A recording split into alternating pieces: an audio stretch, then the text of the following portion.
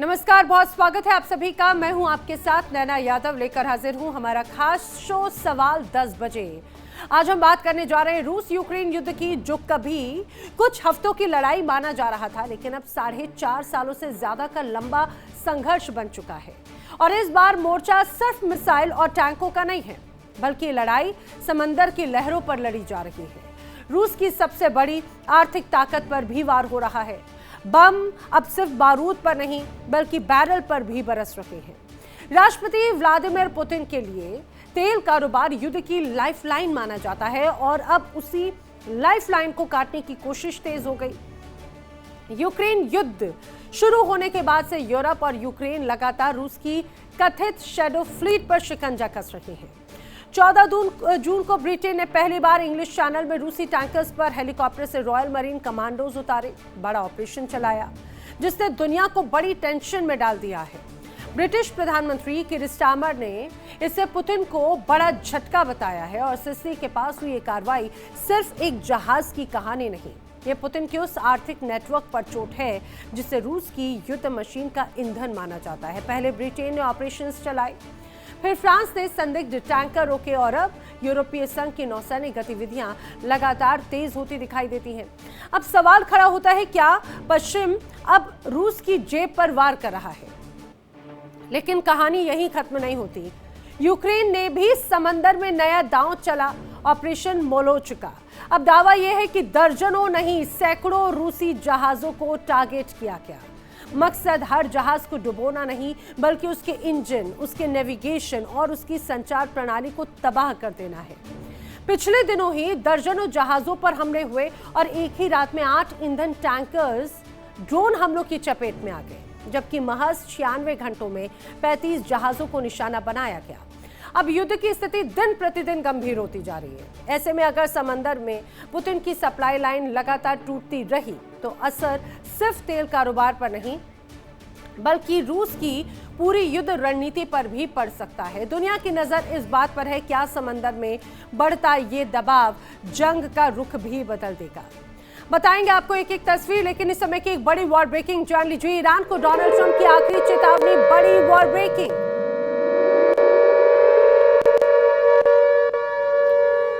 बड़ी खबर एक बार फिर ईरान को लेकर आई है। ट्रंप की आखिरी चेतावनी से जुड़ी हुई बड़ी खबर। डोनाल्ड ट्रंप कह रहे हैं, समझौता करो वरना हमले और भी ज्यादा बढ़ेंगे। 1-2 दिन में अब अमेरिकी ईरान वार्ता शुरू हो सकती है। स्ट्रेट ऑफ हॉर्मुज खोलना पहली शर्त है, डोनाल्ड ट्रंप कह रहे हैं। आपको बता दें, बीती रात भी लगातार ऐसे ही तनाव और ऐसे ही दबाव का माहौल देखने को मिला, और यही तस्वीर एक बार फिर से नजर आई मिडिल ईस्ट में। एक तरफ डोनाल्ड ट्रंप कह रहे हैं, बातचीत करो, आखिरी रास्ता। ईरान डायरेक्ट बातचीत करने के पक्ष में नजर नहीं आता। ईरान कहता है भरोसा नहीं है। ट्रंप कह रहे हैं, बातचीत करो, आखिरी रास्ता। ईरान डायरेक्ट बातचीत करने के पक्ष में नजर नहीं आता। ईरान कहता है भरोसा नहीं है, ना ही अमेरिका पर, ना ही इजराइल पर, दोनों ही मुल्कों पर बिल्कुल भरोसा नहीं है। और इसी वजह से एक बार फिर से तनाव, दबाव बढ़ता हुआ नजर आ रहा है।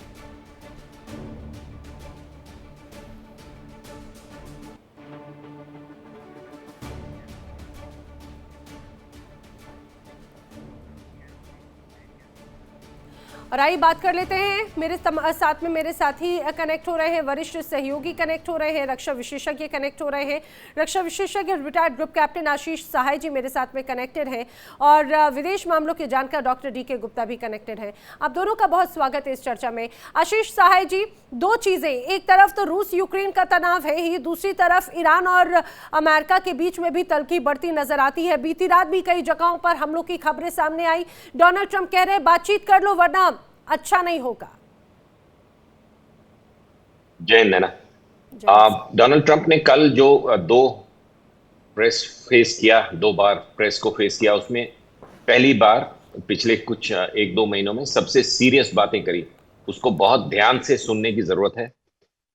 उन्होंने पहली बार ऑन मीडिया फॉर्मली इंडिकेट किया कि ये जो उन्होंने अपना कॉल ऑफ किया था कि हम मेजर स्ट्राइक्स नहीं करेंगे, इन स्ट्राइक्स का वॉल्यूम बहुत बड़ा था।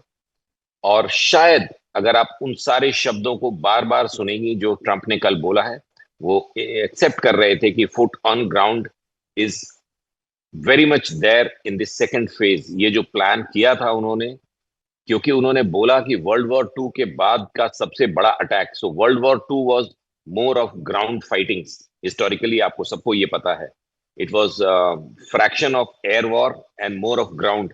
और डोनाल्ड ट्रंप ने क्लियरली बोला कि वर्ल्ड वॉर टू के बाद सबसे बड़ा अटैक होगा, हमला होगा। फिर उन्होंने बोला ये लॉन्ग ड्रॉन प्रोसेस हो सकता है and it may be very dangerous. So Donald Trump एक ऐसे मुहाने पे खड़े दिखे कल, जब उनको ये कॉल लेनी पड़ी कि इतना मेजर एडवांस, मिलिट्री एडवांस करने से पहले एक मौका ईरान को, आईआरजीसी को और देते हैं टू ब्रिंग अबाउट पीस। लेकिन साथ के साथ, जैसा कि उनकी हैबिट है, उन्होंने फिर से एक क्लॉज लगा दिया कि कल तक, दैट इज आज ट्यूसडे को, आप स्ट्रीट हॉर्मुज स्ट्रेट खोल दीजिए, ऐसा उन्होंने ईरान को बोला, इसलिए हमने ये रोका हुआ। तो this is a very major point, जहां पे अगर ईरान की आईआरजीसी, एक मुद्दा जो नैना फिर हम बात करेंगे इस पे, आप कुछ कह रही हैं? नहीं सर, मैं बिल्कुल, देखिए यही तो सबसे इम्पोर्टेंट बात हो जाती है कि एक तरफ तनाव है और उस तनाव को खत्म करने की मंशा भी किसी की है भी या नहीं है। एक तरफ हम देख रहे हैं रूस यूक्रेन का युद्ध 4.5 साल खिंच गया और उसके बाद में भी उसको कंट्रोल करने की बजाय दूसरा एक और अलग पहलू नजर आया, जहां पर अब युद्ध की आग को और भड़काने की कोशिश है। मैं बता दूं, मेरे साथ में एक और रक्षा विशेषज्ञ खास मेहमान कमांडर डॉक्टर भूषण दीवान जी भी कनेक्ट हो चुके हैं। सर, आपका भी बहुत स्वागत है। लेकिन मैं डीके गुप्ता जी, आपका जल्दी से रुख करना चाह रही हूं। रूस और यूक्रेन के बीच में जब तनाव शुरू हुआ तो उसका प्रभाव, उसकी जद में पूरा संसार आया, चाहे वो डायरेक्ट हो या इनडायरेक्ट वे में। अब उसको कंट्रोल, ये सारी चीजें नजर आई कि उसमें कैसे पश्चिमी देशों का एक बड़ा योगदान रहा उस जंग को अनंतहीन बनाने के लिए, और उसका खामियाजा अभी भी दुनिया भुगत रही है। और दूसरा मोर्चा ये, जहां पर उम्मीद नजर आती है कि शांति वार्ता होगी, तो वहां पर एक बार फिर से आग में घी का काम कर दिया जाता है। जी नैना जी, नमस्कार आप सभी लोगों को। देखिए, अगर एक चीज का ध्यान दें तो कल जो यूनाइटेड स्टेट के जो एक एडमिरल हैं, और उन्होंने कल मलेशिया के अंदर एक मीटिंग में बोला कि हम इंडो पैसिफिक को कभी भी शांत नहीं होने देंगे और हम कभी भी किसी को डोमिनेट नहीं करने देंगे। अगर हम इसको अगर कॉन्वेक्स लेंस या कॉन्केव लेंस में चले तो फोकल पॉइंट इसमें दो हैं, एक F1 होता है, एक F2 होता है। F1 में जो है बिल्कुल अमेरिका है, F2 में चाइना है। उन्होंने बिल्कुल बार बार चाइना के लिए नाम लिया है कि हम कभी भी डोमिनेट नहीं करने देंगे चाइनीज को। और यहाँ पे जो भी वार लड़ रहा है, अगर उसको हम अगर देखेंगे, और खासकर ट्रंप की आइडियोलॉजी, मैं इस थ्योरी को एक नया नाम दे रहा हूँ, sine curve theory. Sine curve में क्या होता है कि जब आप अगर 0 से लेकर 180 डिग्री तक, अगर साइन 90 से लेकर 180 तक का अगर आप कर्व बनाएंगे ग्राफ पे, तो एक बार ऊपर जाएगा, एक बार नीचे जाएगा, एक ऊपर जाएगा, नीचे जाएगा। यही काम ट्रंप यूक्रेन के बारे में भी कर रहे हैं, यही काम ट्रंप ईरान के बारे में भी कर रहे हैं कि वो अपनी जो F1 है, जो फोकल लेंथ को एकदम स्ट्रांग करने के लिए, वो कहीं पर भी, चाहे यूक्रेन हो, वहां पे पहले बोले कि कोई मिसाइल हम नहीं देंगे यूक्रेन को लड़ने के लिए। फिर आज $3 बिलियन का पैट्रियट मिसाइल के लिए समझौता ऑर्डर देना चाहते हैं वो। और उसके बाद $90 बिलियन का ऑलरेडी समझौता वो यूक्रेन से कर चुके हैं। मतलब, और उसके बाद चूंकि जो लिमिट है, जो रसिया की लिमिट, जो अग्रेशन हो रहा है, तो वहां पर उन्होंने साफ बोल दिया है कि European Union will be the first line of defence against Russia. मैं एयर स्ट्राइक वगैरह से हेल्प कर सकता हूं, लेकिन मैं कभी अपने लोगों को वहां पे नहीं उतारूंगा। ईरान के अंदर अगर देखेंगे तो साइन कर ये कहता है कि जब भी ट्रंप ऊपर नीचे, मतलब वो किसी भी तरह से ईरान को एंगेज रखेंगे, और उस ईरान को एंगेज करके वो किसी भी तरह से हॉर्मुज को नहीं खुलने देंगे। ये मैं बता रहा हूं, जो बिल्कुल जो न्यूज में आती है उससे उल्टा है, क्योंकि उनके खोल देने से अगर हार्मुज खुल जाता है तो भारत ने कल 2.8 मिलियन बैरल पर डे के हिसाब से जुलाई में अब तक का इतिहास में सबसे ज्यादा ऑयल रसिया से खरीदा है। जब रसिया से भारत खरीदेगा, जापान खरीदेगा, चाइना खरीदेगा, तो उनका ऑयल कौन लेगा? उनका ऑयल तभी लेगा जब स्टेट ऑफ हॉर्मुज, रेड सी या आपका स्वेज नहर, ये सब बंद रहेंगी। तब वो एक जो लोगों को जो साइन करे के हिसाब से जो थ्योरी मेरी कर रही है, बता रहे हैं कि देखिए मैं मौका दे रहा हूं ईरान को कि स्टेट ऑफ हॉर्मुज खोले, लेकिन इनफैक्ट कहीं कहीं 2-4 दिन के बाद फिर से टकराव होगा। कोई बातें ईरान, क्योंकि ईरान बार बार गलती करता है, वो अभी आज भी देखिए बोला हम कोई समझौता नहीं कर रहे हैं, हम कोई बात नहीं कर रहे हैं। तो कहीं न कहीं बाहरी शक्तियां ईरान को ऐसा कन्विंस कर रही तुम ऐसा बोलो, डरो मत। और उसी की वजह से रूस जो चौंक रहेंगे। और उसके बाद जो है रशियन ऑयल, और यही देखिए यूक्रेन में भी हो रहा है। यूक्रेन अब ज्यादातर अटैक जो है रिफाइनरीज पे कर रहा है। रिफाइनरीज पे कम करने से क्या होगा कि सोर्सेज जो ऑयल के हैं कम होंगे, जो कि प्रोडक्शन में जाएंगे। इसलिए क्रूड ऑयल बहुत ज्यादा ठीक है, देखिए यही तो बात है सर कि एक तरफ जो बेसिक नेसेसिटीज हैं उन पर किस तरह से हमले हो रहे हैं। अब यूक्रेन और रशिया की तरफ से भी जो अटैक्स हैं, पहले तो एक दूसरे देश को नुकसान पहुंचाने की या कमजोर करने की कोशिश थी, लेकिन अब वो सारी मानवता को दरकिनार कर दिया जा रहा है ना। मैं भूषण जी का रुख करूं, लेकिन उसके पहले एक बड़ी खबर अपने दर्शकों को बताती चलूं जो ईरान और अमेरिका तनाव से जुड़ी हुई है। एक तरफ रशिया यूक्रेन का तनाव, तो दूसरी तरफ डोनाल्ड ट्रंप ने एक बार फिर बड़ा दावा किया है ईरान को लेकर।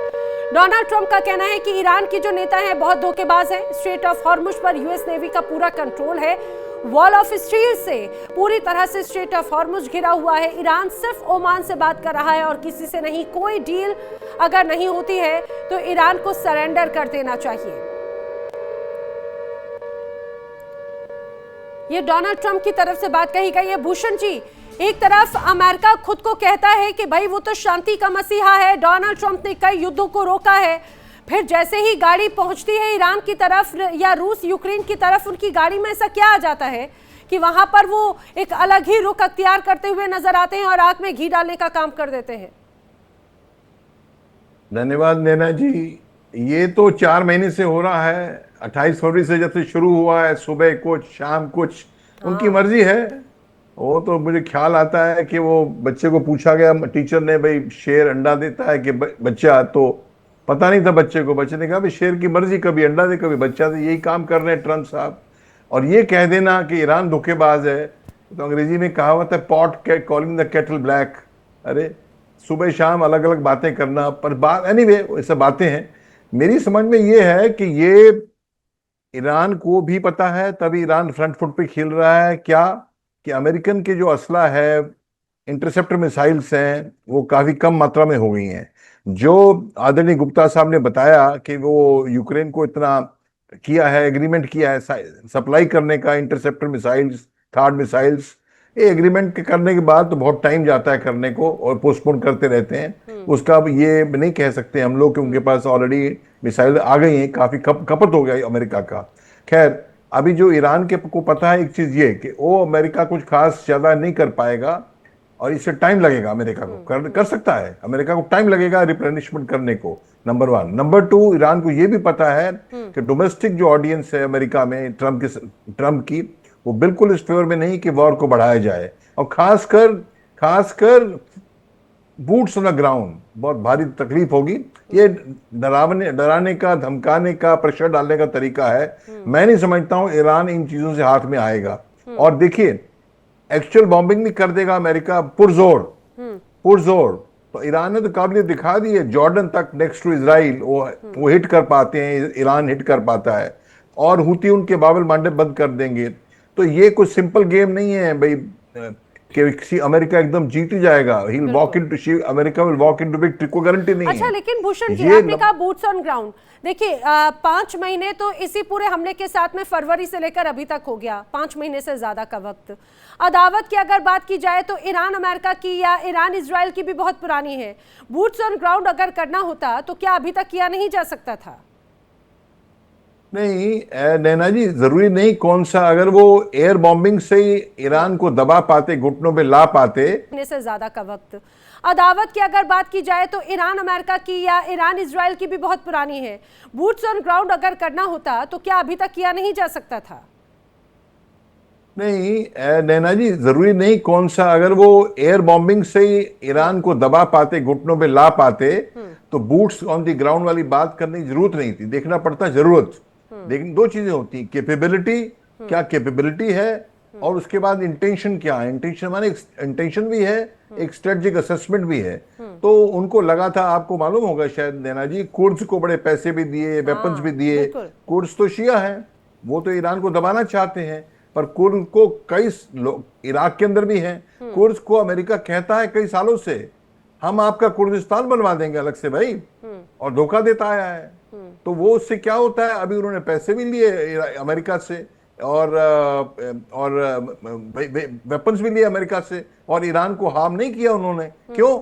ईरान को उसको धोखा दिया जा रहा है। तो जब ये नहीं सब कर पाए, चालें फेल हो गई और ईरान बल्कि इकट्ठा हो गया, आयतुल्ला, मैं बताऊं को, आयतुल्ला अगर नहीं मारा होता ना तो ईरान इतने मजबूती से नहीं लड़ता। और आयतुल्ला का मारने का काम जो है इजराइल के कहने पे हुआ है, उससे बड़ी बगावत हो जाती है, भाई ये हमारे आप आयतुल्ला को मार दिया आपने, तो वो तो ईरान कुछ चुप बैठेगा नहीं। तो इसलिए ये, पर आप बिल्कुल सही कह रही हैं भाई, ऐसा गली में दो नॉटी बॉयज लड़ रहे हैं, एक दूसरे के शीशे तोड़ रहे हैं, और चलते हमारे शीशे भी टूट रहे हैं, हमारा ऑयल महंगा हो रहेगा, हमारे पास तकलीफें दुनिया को बढ़ा रहे हैं। तो ये कब रुकेगा? तो मुझे तो लगता है ये कुछ दिन रुक सर, के, अभी तो फिलहाल देखिए रुकने की मंशा भी तो किसी की होनी चाहिए, रुकने की मंशा किसी की नजर ही नहीं आ रही। आशीष साहे जी, अगर रोकने की मंशा होती तो जो एक बड़ा मंथन हुआ, कभी इस्लामाबाद डायलॉग हुआ, कभी मिडिल ईस्ट के अलग अलग इलाकों में चर्चा करने की बात कही गई, लेकिन वो सारी बेनतीजा रही। कोई एक प्रॉपर ये कहा जाए कि युद्ध विराम के लिए जो शांति प्रस्ताव आता, कोई एक ठोस तो प्लान आता, कोई ठोस प्लान ना ईरान की तरफ से, ना इजराइल की तरफ से, ना अमेरिका की तरफ से, ना उन सो कॉल्ड मध्यस्थों की तरफ से। नैना, अभी थोड़ी क्लैरिटी है, अमेरिका की तरफ से क्लैरिटी है कि missile programme, nuclear weapon and Hormuz to pre February 28 condition, clarity है कि या कर दीजिए and we will go off ramp. बार बार कह रहे हो, ये IRGC और तेहरान के बीच का डिस्कनेक्ट, उनका लीडरलेस होना, जो कि अब लग रहा है कि खमैनी जूनियर आई रियली वांडा और खमैनी सीनियर के समय में जो ये एका था कि वो जो कहते थे वो होता था, अभी इनके बहुत से मल्टीपल फैक्शंस हुए पड़े, और इस वजह से वो जिस तरह का Hormuz has become a theatre of absurd, जो इंग्लिश में बोलते हैं ना, कि क्योटिक है। No one in Iran, Tehran, IRGC knows कि अगले दिन हम क्या करेंगे। ये जो एक आधा लोग इनके मीडिया में आके बातें करते हैं, स्पोक्स पर्सन हो या इनके स्पीकर ऑफ द असेंबली, ये सारे लोग अपनी बातें कर रहे हैं, आपस में डिस्कनेक्ट है, कोई स्ट्रेटेजिक प्लान के तहत वो नहीं कर रहे हैं। हॉर्मुज पे एक जिद बना रखी है IRGC के एक फैक्शन ने, और अब उसको फोर्स करने के लिए कल परसों रात को ओमान की तरफ से जा रहे शिप्स को मार रहे हैं। इनका क्या इख्तियार है वहां पे? हॉर्मुज को भी अगर मान ले कि ईरान कहता है कि हमारा टेरिटोरियल वाटर है और ओमान के साथ हम बातें करेंगे क्योंकि आधा उनका है, तो अगर Oman has agreed to permit some ship कि ईरान की तरफ से नहीं ओमान की तरफ से चला जाए, how can Iran hit it? तो ये जो युद्ध खत्म नहीं होने वाली बात है, सो बी इट। अमेरिका या अलाइड फोर्सेस, अभी यूरोप को इसमें आना ही पड़ेगा हॉर्मुज के लिए, उनकी एनर्जी क्राइसिस बढ़ रही है। ईरान की IRGC को फॉर वंस इनको खत्म करना पड़ेगा। 5 टारगेट्स याद रखिएगा नैना, खाज island, Bandar Abbas, South Pars gas field, Bushehr power plant, nuclear plant, and Natanz के आसपास के इलाके, इन पे स्पेशल ऑपरेशंस करने पड़ेंगे अमेरिका को, एयरबॉर्न असॉल्ट करके, और वापस विड्रॉ करना पड़ेगा कुछ दिनों में। ये एक तरीका होगा। दूसरा, ये लंबा तरीका है कि इकोनॉमिकली उनको चोक करते रहो, लेकिन इसमें अब जो डेंजरस डायमेंशन एक ऐड हो गया नैना, वो ये कि अब यूक्रेन इज हिटिंग ईरान। तो ये Iran, America and Ukraine, Russia merge होते हुए दिख रहे हैं। हुतीज को ड्रॉ कर लिया इसमें, यमन विल बी इन। तो ये थिएटर ऑफ एब्सर्ड एक्सपैंड हो रहा है। Yes, we are heading towards a wider war. और ये अगर हॉर्मुज अभी नहीं खुला विद इन फ्यू डेज में भी, तो take my words Naina, America will go in for a major ground assault. It may be a special operation, कुछ लिमिटेड समय के लिए हो सकता है। एंड सो मैं बार बार कह रहा हूं ये होना चाहिए। ठीक है, एनर्जी प्राइसेस हम देख लेंगे, वर्ल्ड पूरा देख रहा है कि 5 महीनों से कहां गया एनर्जी प्राइस। $200 की बातें हो रही थी, $150 पर barrel, and we are still at 85-90, $10-15 और जी नैना। नहीं सर, बिल्कुल आपकी इस बात से बिल्कुल सहमत हूँ। देखिए, महंगाई का स्तर इसी रूप में बढ़ रहा है और वो महंगाई कंट्रोल में आने वाली नहीं है। और सबसे दिलचस्प बात यह है कि जो लोग बार बार इस बात का जिक्र करते हैं वो खुद ही इससे घिरे हुए हैं। वो भी इस बात को जरूर महसूस भी करें, हालात ऐसे हैं। लेकिन गुप्ता जी, ये जो महंगाई की मार है, मुझे लगता है दुनिया में तो पड़ेगी पड़ेगी, लेकिन जिस तरह से अमेरिका अभी इस समय बड़ी मुश्किल हालात से गुजर रहा है, मिड टर्म इलेक्शंस तो बड़े स्तर पर चुनाव एक तरह से है ही डोनाल्ड ट्रंप के लिए बड़ी चुनौती, गिरती वहां की अर्थव्यवस्था, वहां की पॉलिसीज को लेकर बड़े स्तर पर नाराजगी, और ऊपर से ये ऐसा भाला उन्होंने ले लिया जो चारों तरफ से घिर गए विदेशी स्तर पर भी। डीके गुप्ता जी, मुझे लगता है डीके गुप्ता जी तक मेरी आवाज नहीं पहुंच पा रही है। जी, डीके गुप्ता जी तक आवाज नहीं पहुंच पा रही है, लेकिन तनाव और हमले का जो शोर है वो लगातार एक बार फिर से बढ़ता हुआ नजर आता है। जी, आशीष जी कुछ कह रहे हैं। जी, मैं एक और चीज, एक डायमेंशन और ऐड करने वाला था कि यूक्रेन की भी कुछ चीजें हम बहुत ज्यादा जूम इन कर जा रहे हैं ऑन दी वॉर फ्रंट। थोड़ा सा जूम आउट करें। यूक्रेन बहुत ही खतरनाक स्थिति में है। Zelensky is at risk not only from Russia, उसके अपने फोर्सेस जेलेंस्की से बहुत नाराज हैं। कल की बात है नैना, उन्होंने अपने यूनाइटेड नेशंस के एम्बेसडर को अनसेरेमोनियसली एकदम स्ट्रेट अवे सैक कर दिया विदाउट एनी वार्निंग। नेक्स्ट ऐसी कंफर्म इंफॉर्मेशन है कि वो अपने प्राइम मिनिस्टर और डिफेंस मिनिस्टर को Zelensky he has become autocratic, क्योंकि डेस्परेट हैं। उन्होंने 2 दिन पहले बोला कि हमारे ग्राउंड टू एयर मतलब डिफेंस एलिमेंट्स खत्म हो चुके हैं। ठीक उसके पहले पेट्रियट्स की डील को यूएस प्रेसिडेंट ने रोक दिया था क्योंकि उनकी अपनी पूरी नहीं हो रही है एयर डिफेंस की रिक्वायरमेंट इन द गल्फ।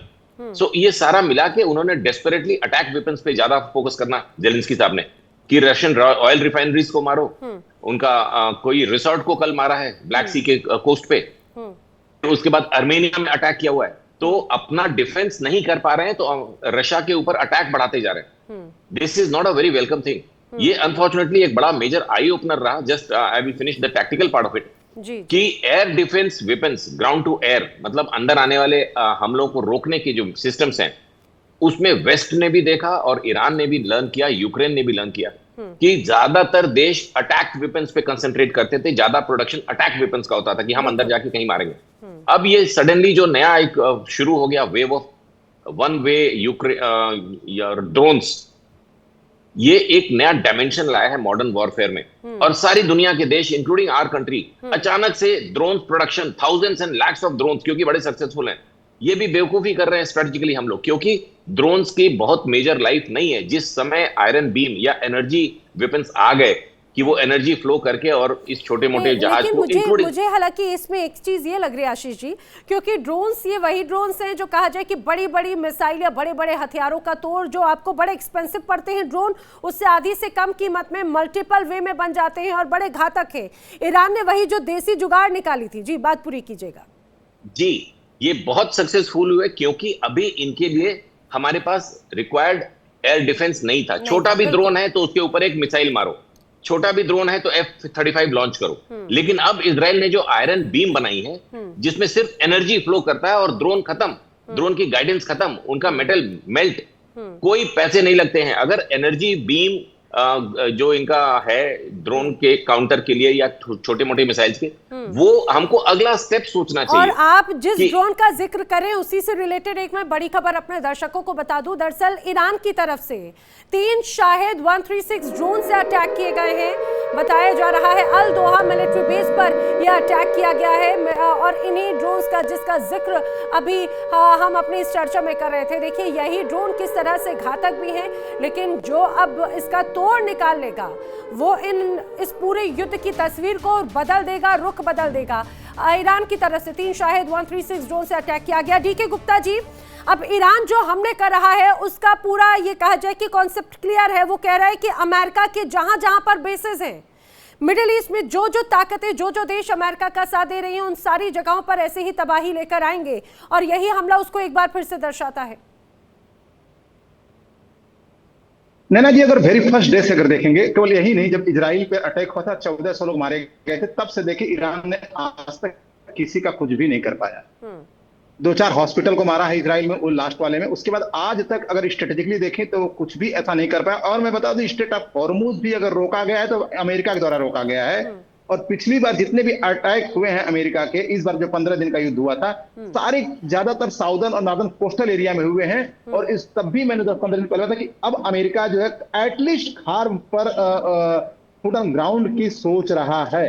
जिस तरह से उसने स्ट्रेटेजिक अटैक किया था कि इस एरिया को वीक करो, और इसी ब्लॉकेट के अंदर वो जितने भी उनके माइंस हैं जो लगे हुए हैं उसको भी क्लियर कर रहा है अमेरिका। तो अमेरिका अपना एक बेस बना रहा है, और यहाँ पे चाहे साइड से अटैक कर ले चाहे किसी एक। ये जो ड्रोन अटैक है किस तरह से तबाही लेकर आ रहे हैं, किस तरह से बड़ी मुसीबत का सबब बनते हुए नजर आते हैं, और इजराइल का क्या ये कहा जाए कि इजराइल ने तोड़ निकाल लिया है, वही जो आशीष सहाय जी भी कह रहे थे, और इस बार इजराइल अब इस पूरे युद्ध में अलग तस्वीर पेश करेगा। डीके गुप्ता जी का जब तक नेटवर्क ठीक करवाएगा। जी जी ऐसा नैना जी, एक्चुअली ये आयरन बीम ये इजराइल का नया नहीं है, ये पुराना है मेरी समझ में। I will check up, I may be wrong, but तक नेटवर्क ठीक करवाएगा। जी जी ऐसा नैना जी, एक्चुअली ये आयरन बीम ये इजराइल का नया नहीं है, ये पुराना है मेरी समझ में। I will check up, I may be wrong, but मैं आपको बता दूं जो काम यूक्रेन ने किया है ड्रोन बनाने का, वो किसी ने नहीं किया है। रशिया की रिफाइनरी 3000 किलोमीटर दूर, और मैक्स टॉप प्रोड्यूसिंग रिफाइनरी को यूक्रेन ने ड्रोन से अटैक किया है। और दूसरी बात मैं आपको बता दूं, अभी जब यूक्रेन ईरान को हिट कर रहा है तो मैं नहीं समझता हूं अमेरिका उसको रोकेगा। अमेरिका उसको शह देगा और बात को बढ़ाएगा, हालांकि दुनिया के लिए खतरा की बात है। तीसरी बात आपने पूछी, पिछले बाइट में पूछ रहे थे आप, ये करना नहीं चाह रहे सुलह, कोई नहीं करना चाह रहा है। देखिए, जिसका तो आपने आयतुल्लाह मारा है, और जिसका तो आपने 40 साल पहले, हिस्ट्री में जाना जरूरी है, टैंकर्स वॉर जब था, इराक ईरान वॉर जो था 1980-88 तक 8 साल रहा, उसके अंदर ईरान ने बड़ी मार खाई थी। तब से आज 40 साल हो गए उसको, 88 से आज 48 साल हो गए हैं। ईरान ने जो है एक ठान ली थी कि आने वाले टाइम में हम एक ही एटम बम यूज करेंगे, वो क्या, हॉर्मुज़ को बंद कर दो। अब मुझे नहीं पता अमेरिका क्यों बंद कर रहा है, ईरान ही बंद कर रहा है, उसी के हाथ में वही ट्रम्प कार्ड है, तुर्क का इक्का है उसके हाथ में ईरान के, वो कभी बंद नहीं करेगा। और ये अमेरिका ने तो जाने दिए शिप्स ओमान की तरफ से, 10 दिन पहले भी हुआ था, 3 शिप्स को ईरान ने उड़ा दिया। क्यों? ईरान ने हॉर्मुज़ पे कंट्रोल करना, ये उनके पास अभी का न्यूक्लियर बॉम्ब है। और बात रही अमेरिका क्यों वापस जाएगा, जब अमेरिका आया 26-28 फरवरी को, उसके बाद तो कुछ अचीव नहीं कर पाया, ना रेजीम चेंज। ये थ्योरीज अच्छी हैं, एम्स अच्छे हैं, न्यूक्लियर नहीं हो, बैलिस्टिक नहीं हो, आप दब जाएं, और ये जो 40 साल से तैयारी कर रहे हैं, ये पूरी कंट्री एक साथ है सर। तो और आपने जैसे कहा कि आयतुल्लाह ही नहीं, पिछले कुछ वक्त पहले हमने सुलेमानी के भी साथ में यही कंडीशन देखी, उसके पहले हमने ईरान के तमाम ऐसे बड़े कमांडर्स या ऐसे नेताओं को ऐसे ही शिकार होते देखा। और छोटी सी बात, इतनी अपोजिशन है against America and against West, ये मैं 50 साल से देख रहा हूं। मैं तो ट्रेनिंग कर रहा था INS शिवाजी में, बीटेक की अपनी लोनावला में, नेवी में, तो जो ईरानियन ऑफिसर्स ट्रेनिंग करने आते थे, वो एंटी फीलिंग अमेरिका की उनके चेहरे पे बातों में देखने को मिलती उन दिनों। मैं बता रहा हूँ 74-75 की बात, जिसको आज 50 साल हो गए, 55 साल। तो सवाल ये है, और पहले भी जिमी कार्टर के टाइम अमेरिकन प्लेन्स फंस गए, बचाना पड़ा। और आपके JCPOA किया इसने, ओबामा ने क्यों किया? ईरान को छोटी मोटी ताकत नहीं है भाई, ये कभी भी इसको उठा लेंगे, नहीं कर सकते। वेनेजुएला नहीं है, अभी 4 गुना बड़ा इराक से है। इराक के ऊपर 6 लाख फौजी गए थे ग्राउंड पे, तब जाके इराक हाथ में आया। ये छोट-मोट काम करने से वॉर का फर्स्ट प्रिंसिपल है concentration of force. Full force से नहीं करेंगे। कमिंग बैक टू क्यों अमेरिका विड्रॉ नहीं कर रहा, अभी कुछ पाया ही कुछ नहीं, खोया ही खोया है। $35 बिलियन खर्चा भी हो गया, को अचीव नहीं किया आपने, तो उसने कुछ अचीव करके दिखाना है। ईरान तो अचीव करने नहीं दे रहा अमेरिका को, इसलिए वो रुकते नहीं है लड़ाई करते हुए। कुछ अभी एक और ट्राई मार ले, ये ट्राई करना आसान नहीं है। दुनिया को ये आग के वॉर की आग में धकेल रहे हैं। और सुनिए, अभी आपने चीन को कह दिया, आपके जनरल ने एडमिरल ने वहां पे मलेशिया में चीन के बारे में, इसके चलते आपने कह दिया साफ कि अमेरिका ने कि चीन को हमने पकड़ना, चीन की लाइन छोटी करनी। तो क्या चीन चाहेगा अमेरिका इस दलदल से, ईरान गल्फ वार की दलदल से निकले? सवाल ही नहीं है। ये चीज बढ़ती जाएगी। सर, इजराइल के लिए तो सबसे बड़ी चुनौती है, और सबसे महत्वपूर्ण बात यह कि ईरान के लिए जो अमेरिका की तरफ से धमकियां दी जा रही हैं, डोनाल्ड ट्रंप बातचीत को लेकर एक बार फिर से दबाव बनाने की कोशिश कर रहे हैं, लेकिन इस बार ईरान का रुख तो बिल्कुल क्लियर कट है। शांति स्थापित होगी भी या नहीं, देखने वाली बात है। आप दोनों मेरे साथ चर्चा में शामिल हुए, आपका बहुत शुक्रिया। यहाँ पर रुक रहे एक छोटे से ब्रेक के लिए। देश दुनिया की तमाम बड़ी खबरें आगे भी जा रही है। देखिए इंडिया डेली 24/7 अब आपकी स्मार्ट टीवी पर। इंडिया डेली मौजूद है सभी डिजिटल प्लेटफॉर्म पर लाइव और लगातार। इंडिया डेली 24/7 हर दिन राष्ट्र को समर्पित।